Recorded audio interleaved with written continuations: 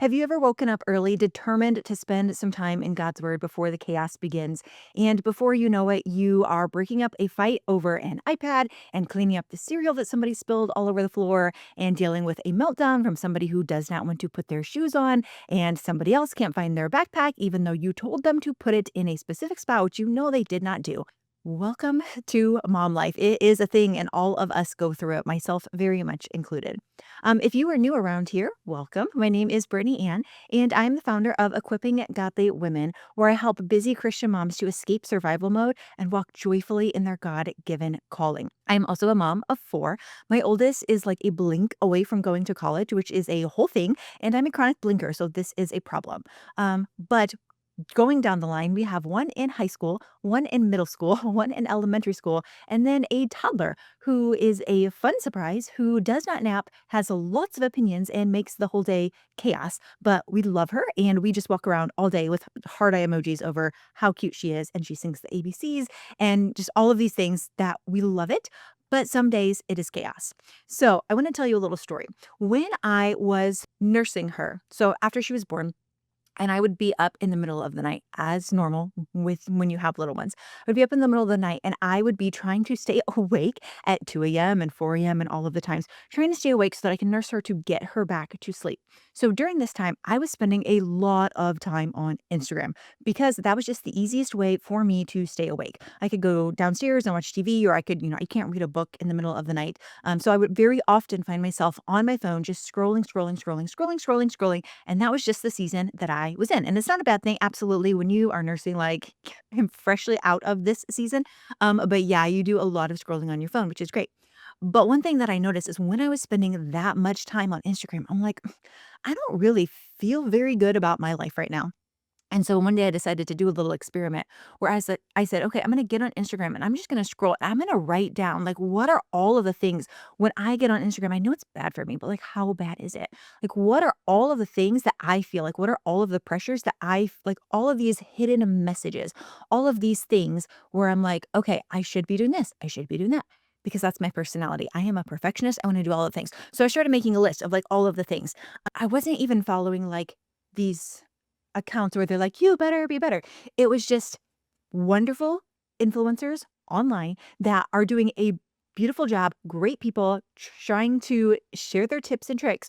Um, but just as I was looking at the number of things, it was overwhelming. I'm scrolling thinking, okay, well, I need to be better at fitness and I need to figure out weightlifting and I need to figure out how to do my hair because it's kind of like weird. And I need to figure out how to do my makeup and I need to figure out how to do better at this business. And I need to do these fun crafts with my kids. And I should be, implementing these like marriage communication tips with my husband. And I should be doing this and I should be doing that. And I should be doing this and I should be doing that. And like logically in my brain, I know I cannot do all of the things. But when you are just sitting back and you're passively scrolling, it's just so many messages of, and you should be doing this, and you should be doing that, and you should be doing this, and you should be doing that. And then once I realized that, I was like, oh my goodness, these are so many competing messages that nobody can do all at the same time. I know logically you can't do them all at the same time, but just sitting back to look at that is so many things.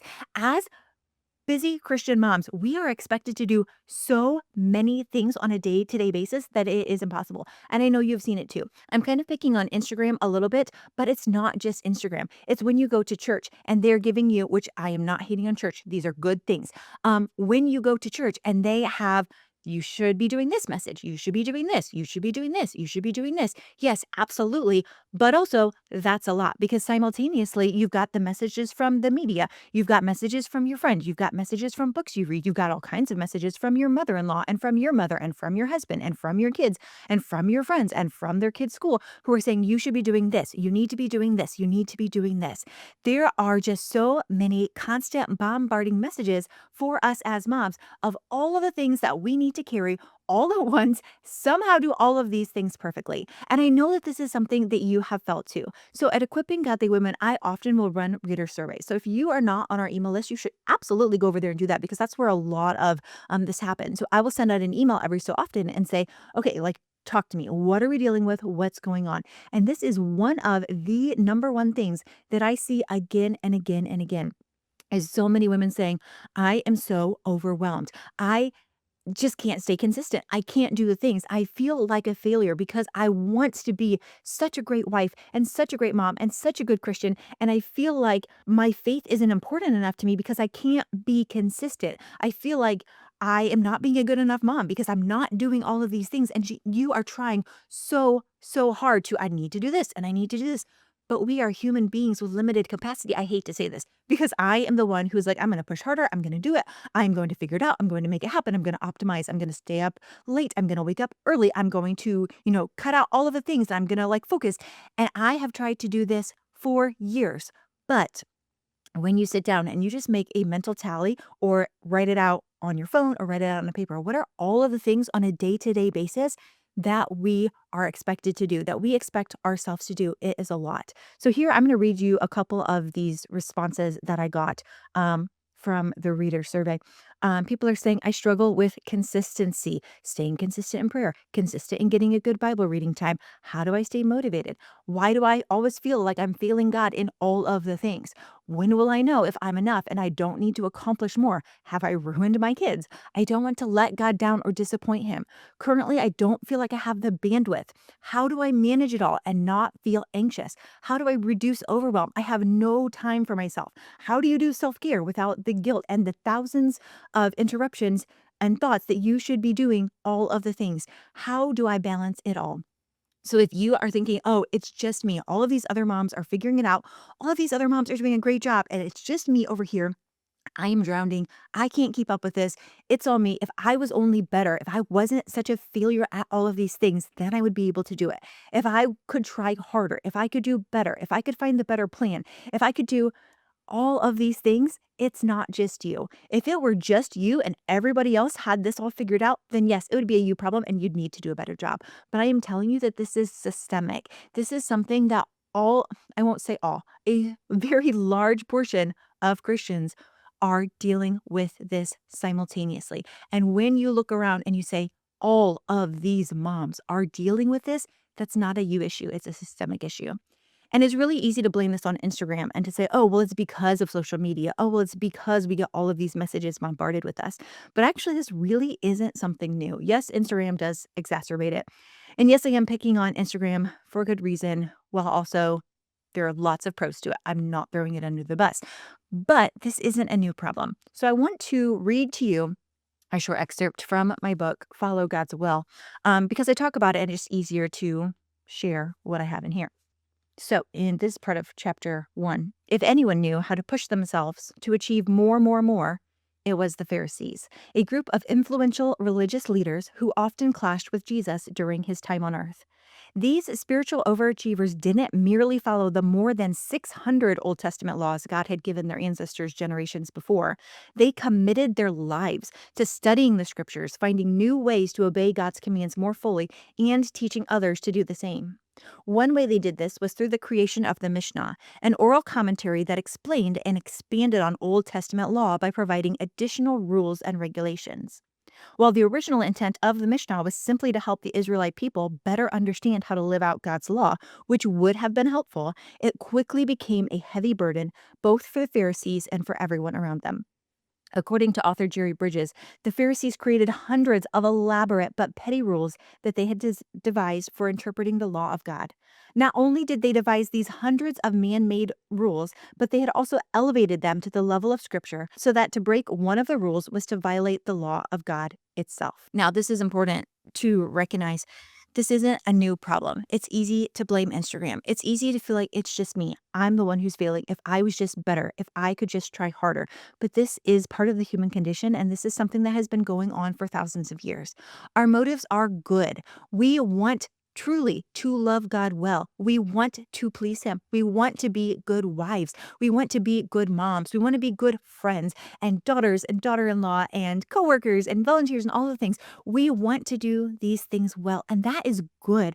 God has given us these desires. These are good things. It's just when we let them kind of run away with us and we get so distracted trying to do all of the things. Here's what you need to know. You do not have a willpower problem.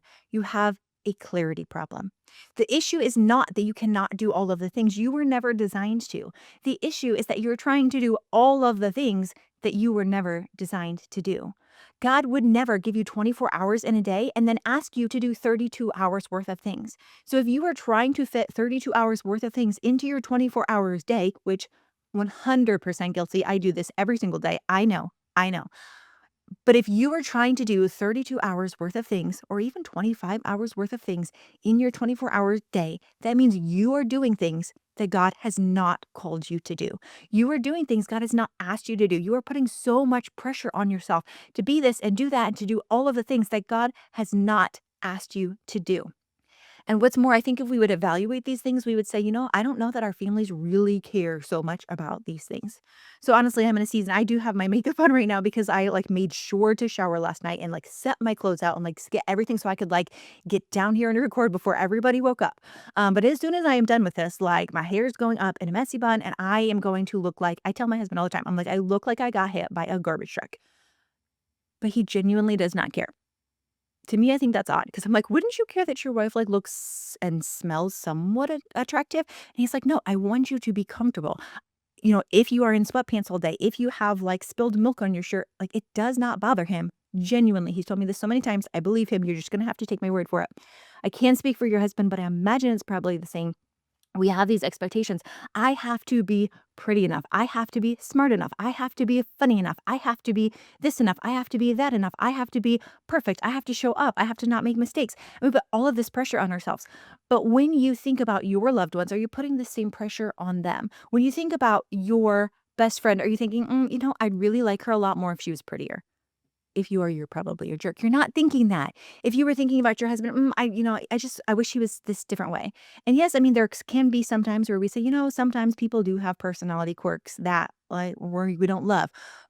But that doesn't mean that they're a total failure and you hate them. It means we're human and we make mistakes and we're all learning and growing.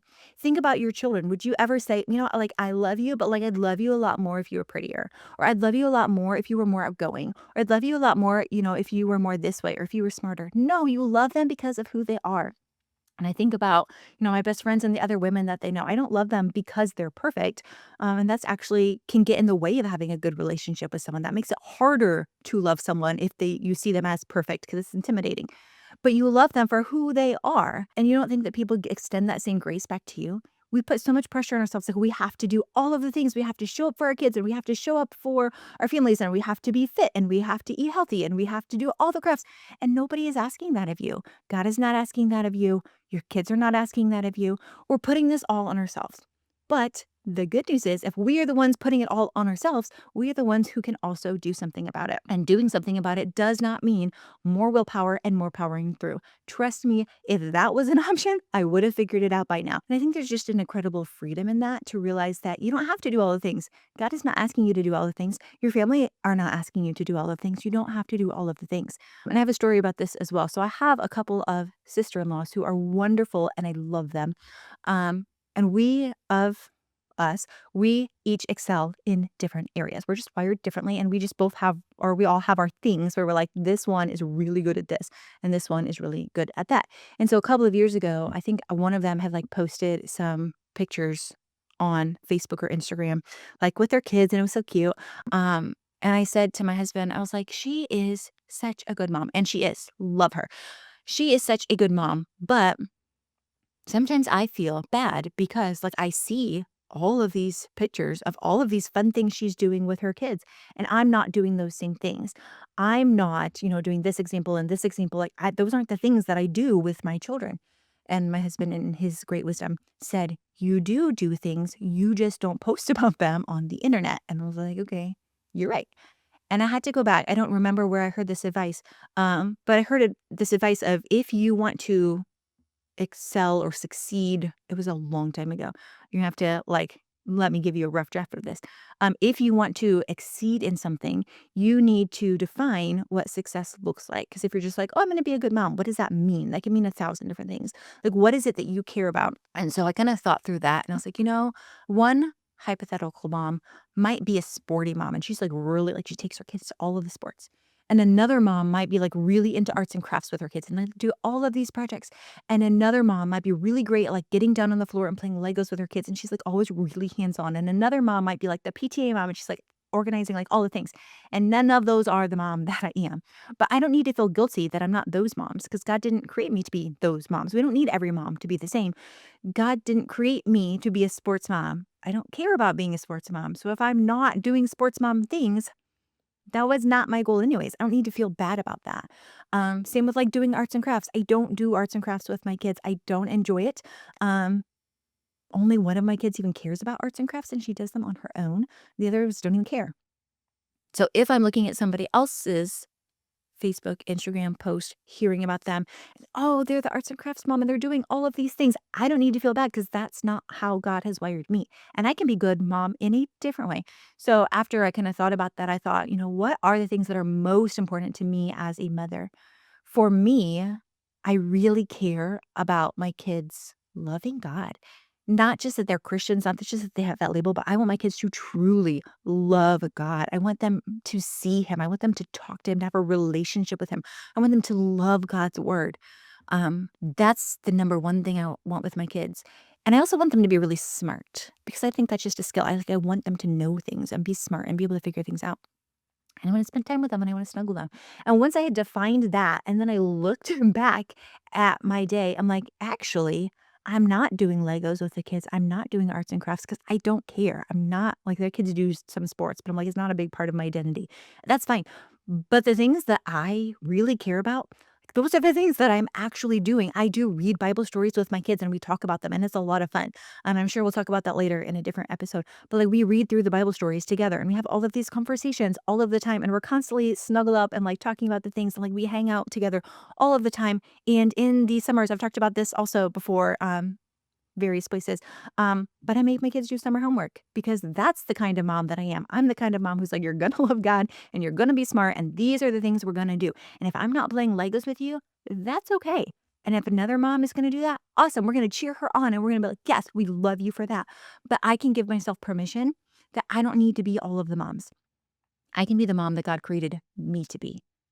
I don't need to excel in every area. I can excel in the area that God created me to excel in.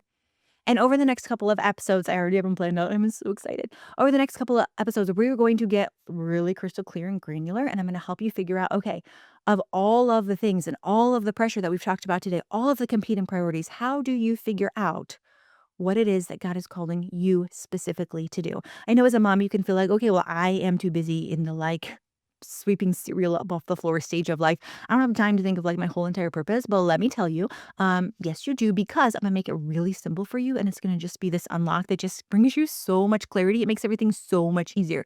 So definitely make sure that you come back because I've got these plans. They're gonna be great. But for right now, I want you to start just with this realization you can't do all of the things. It's not you. It's not your willpower. You do not have a willpower problem. You have a clarity problem. You're trying to do all of the things. God has only given you 24 hours worth of things to do, including sleeping. He has not given you 32 hours worth of things to do. And if you are trying to do 32 hours worth of things in your 24 hours day, you're doing things God has not asked you to do. But that's good news. So here's my key takeaway action step I want you to do today, because I want this to be practical. I think we've had a lot of like good mindset stuff, but I want you to do something. And I know you're busy, so this will be fast and probably really easy depending on how your life is. What I want you to do is to take out a sheet of paper or the notes app on your phone and just start writing down what are all of the shoulds that you are carrying in your brain. This is really similar to what I had done with Instagram, where I started scrolling through to say, what are all of these messages? I think we just like absorb them and we absorb them and we absorb them and we take them in without really taking the time to think about it. So if you are regularly on Instagram or Facebook or YouTube, like go down and just start scrolling, but do it while you're making a list. Notice what are all the things that pop up? I should be taking my family on vacations. I should have a living room that's more decorated. I should be feeding my kids organic foods. I should be losing weight. I should be prettier. I should be smarter. I should be more confident. I should be, what are all of the things? I should have the answers that my kids need. I should be stronger. I should have more faith. I should have a consistent Bible routine. It shouldn't be this hard. What are all of the shoulds? And I think if you start with, whatever social media that you consume most frequently, it's a good place to start, but just keep adding to that list. Whether that is social media or the books that you're reading, what are all of the things where it's like, you should be doing this, you should be doing that. The things that you're watching on TV, you're watching commercials, you're not even realizing it. And you're thinking in the back of your brain subconsciously, you're like, oh, I should be more like that. As you're hanging out with your friends and your family, especially like other women that you love and admire, and you're seeing them and it's great, like they're wonderful and you love them, but also in your brain, you're thinking, oh, I should be more like that. I should be more like that because these are a heavy burden that we carry. These are heavy, and we don't even realize what a huge burden it is that we carry. So today we're going to name it. So today, at some point, or if it's like midnight and you really should have gone to bed a while ago and you're just like up listening to this as you fall asleep, then do it tomorrow. But in the next 24 hours, take a minute, get out a paper or a note on your phone and just start writing down what are all of the shoulds. What is your husband pressuring you? Maybe even in love. Our loved ones love us. What is your husband kind of putting pressure on you that you should do? I should go get a job. I should be further along like this. I'm trying to give as many examples to like help you think.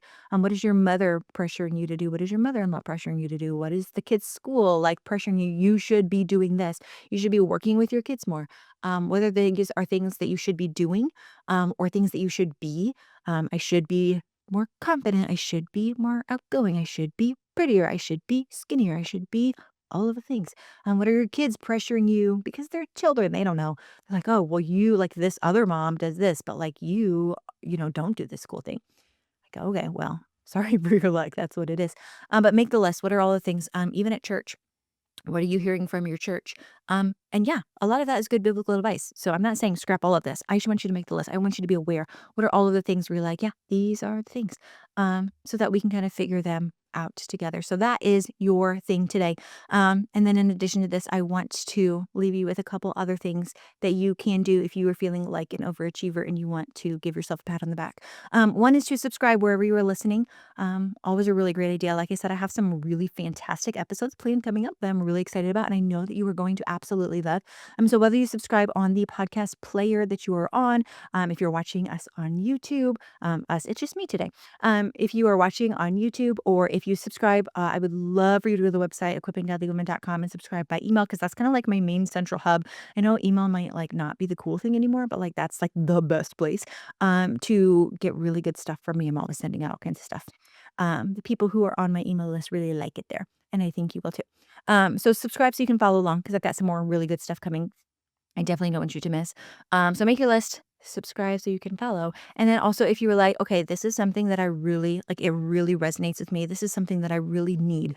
I need to like go deeper in this. Then I would encourage you. I do have the book I mentioned earlier, Follow God's Will, that really walks you through like how do I figure out of all of the things, how do I figure out what does God want from me specifically? How do I figure out God's will for my life? And how do I figure out how to live that out in the day to day?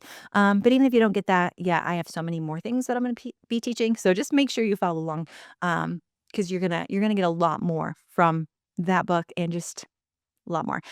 So with that being said, let me say a quick prayer over us. Dear God, thank you so much for the beautiful women and any men, we won't kick them out, who are listening in today. God, thank you that you have created each of us to be so unique. You've created us on purpose for a purpose. You've given us such unique giftings and strengths and weaknesses and interest and abilities. And it's just beautiful the way that you've created each of us to be so unique. Help us to live into and find and live into our unique God given calling, whatever it is that you want us to do. Help us to walk in that. Help us to follow you and not just follow the noise and the chaos, which is just overwhelming and is just impossible. God, thank you for everything that you are already doing. Thank you for everything that you have coming up, that you have planned. You have a plan and you have a purpose, and we just don't even know yet, but it's going to be amazing. And I just can't wait to watch it unfold. So thank you for everything that you are doing and will do. And just continue, please, to work in the hearts of all of us listening into this today, because you have such good work for all of us, and we do not want to miss out. Amen. And on that note, I can hear my baby on the baby monitor. That is perfect timing. So I'm going to go get her, and I will see you back here next week.